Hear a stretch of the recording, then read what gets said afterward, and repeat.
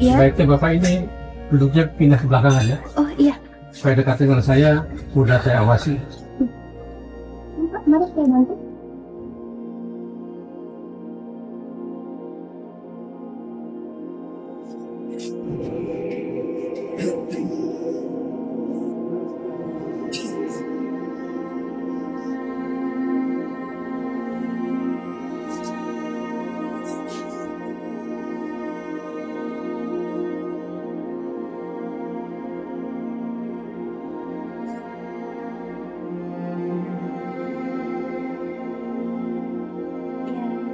Makasih ya, Bu.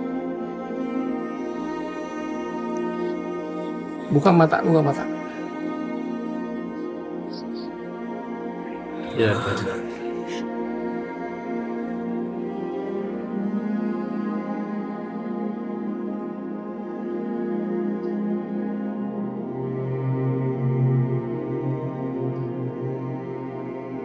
Munir akhirnya tewas 40.000 kaki di langit Rumania.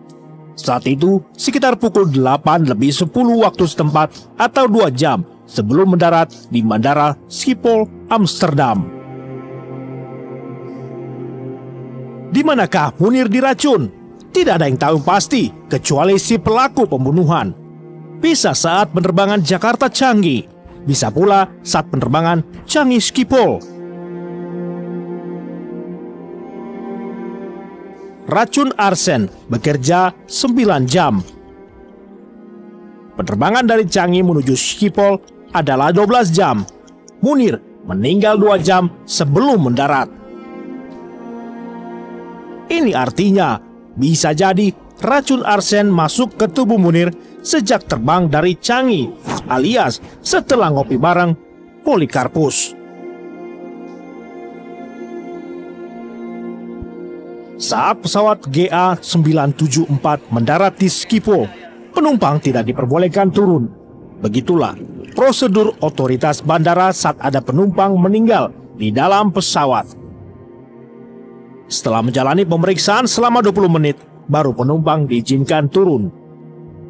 Jenazah Munir pun diturunkan dan dalam pengurusan otoritas bandara Schiphol. Proses otopsi dilakukan untuk mencari tahu sebab tewasnya Munir.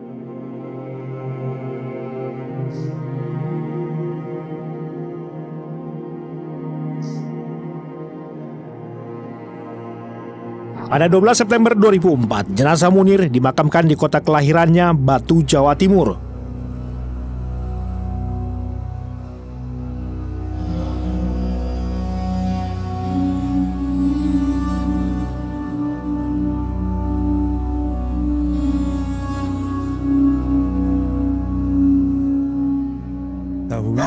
Meninggal dalam perjalanan di pesawat itu, pesawat Garuda 974 kalau nggak salah. Nah, sampai di Schiphol di Amsterdam langsung proses penanganan kepolisian sekaligus informasi ke Jakarta. Jadi kita tadi terima itu jam 2, jadi kalau waktu di Belanda itu waktu tiba pesawat sekitar jam 9:10. 11 November 2004, media Belanda memberitakan hasil otopsi yang dilakukan Institut Forensik Belanda membuktikan Munir tewas akibat racun arsenik dalam dosis fatal. Jadi apa yang diperoleh oleh otoritas Belanda itu oleh kita tidak lanjuti. Maka Munir pun dibongkar, jenazahnya diotopsi.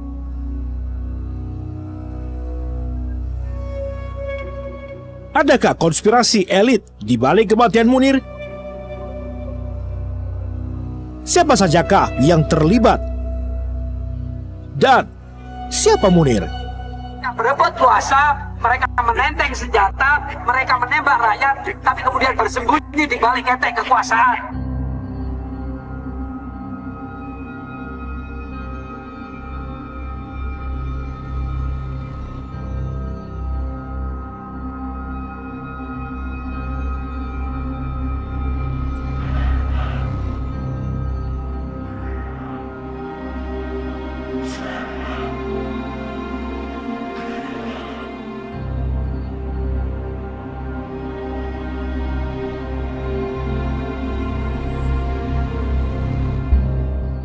Polikarpus Budihari Priyanto, seorang bekas pilot Garuda yang juga agen Badan Intelijen Nasional BIN, dituding menaruh arsenik di minuman Munir.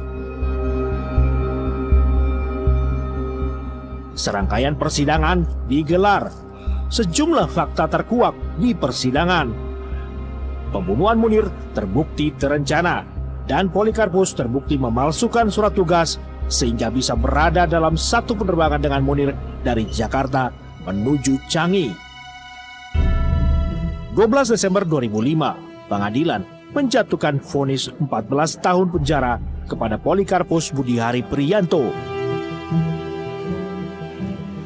Indra Setiawan, Direktur Utama PT Garuda Indonesia saat itu, membantah terlibat konspirasi pembunuhan Munir.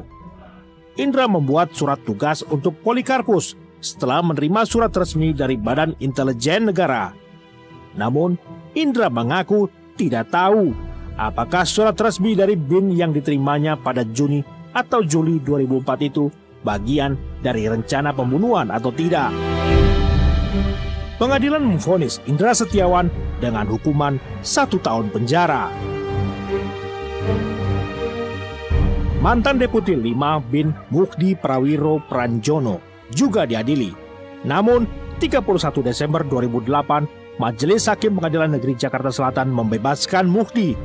Mukhdi tidak terbukti terlibat menempatkan Polikarpus dalam penerbangan GA974. 13 November 2014, 9 tahun setelah vonis, Polikarpus mendapat pembebasan bersyarat. Saya sudah dihukum, sudah menjalani hukuman, kemudian katakanlah saya dapat fasilitas apa-apa atau keringanan, itu kan ada aturannya. Apa yang diberatkan? Begitu. Dan saya sudah membunuh. Iya, dan saya itu tidak membunuh. Kenal tidak, teman bukan, musuh juga bukan.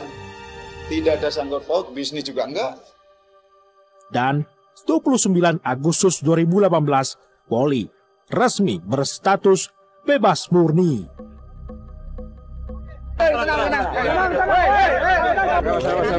Kita sudah menjalani semua hukuman, jadi tidak ada yang pokoknya kita sudah ikuti semua aturan lah. Keputusan ini menuai protes. Apakah kasus pembunuhan Munir dipaksa berakhir sampai di sini tanpa sanggup menyentuh dalang Rajapati? Sejak awal kan memang ini sangat kelihatan sekali menunjukkan ada sebuah konspirasi jahat, dan sebagai seorang pembunuh dia pelaku lapangan. Sekali lagi buat saya dia bukan kambing hitam ya, dia pelaku lapangan. Dan lihat gerak-gerik tubuhnya ketika dia menolak, sementara bukti-buktinya semuanya mengarah. Kejahatan kemanusiaan nggak ada kadaluarsanya. Kita akan terus dorong gitu loh, siapapun presidennya kita akan meminta pertanggungjawaban. Selama dia memilih untuk jadi seorang presiden, dia harus punya kewajiban untuk menyelesaikan kasus-kasus yang terbengkalai, apalagi itu soal kemanusiaan, soal kejahatan kemanusiaan, itu penting sekali. Berebut kuasa, mereka menenteng senjata, mereka menembak rakyat, tapi kemudian bersembunyi di balik ketek kekuasaan.